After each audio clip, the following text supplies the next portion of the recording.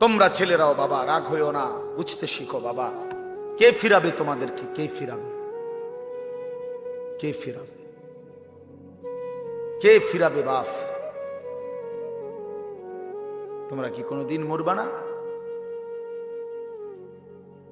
আজ যদি মৃত্যু হয়, এই বেনামাজি জিন্দিগি নিয়ে কেমনে কবরে যাইবা? ঠিকবা কেমনে?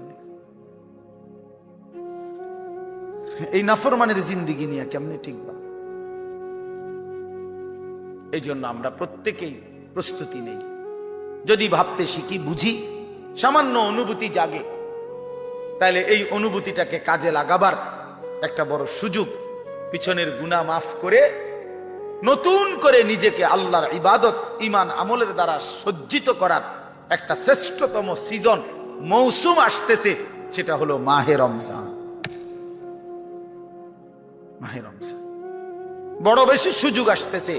আল্লাহ যদি দয়া করে হায়াত দেয়, তো পিছনের সব গুনাহ মাফ করিয়ে নতুন সাজে নিজেকে সজ্জিত করার, আখিরাতের রঙে রঙিন করার, জান্নাতের রঙে নিজেকে গড়ে তোলার এক শ্রেষ্ঠতম মাস মাহে রমজান।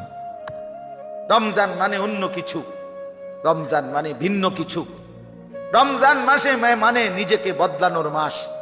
রমজান মানে নিজেকে পরিবর্তনের মাস। রমজান মানে নিজেকে আখিরাতের রঙে রঙিন করার মাস। রমজান মানে আল্লাহ তাআলার মহব্বতে, রাসূলুল্লাহ সাল্লাল্লাহু আলাইহি ওয়াসাল্লামের মহব্বতে ডুবে যাওয়ার মাস। এটা আমাদের সামনে। আল্লাহ আমাদের জন্য রমজানের হায়াত ভিক্ষা দান করেন।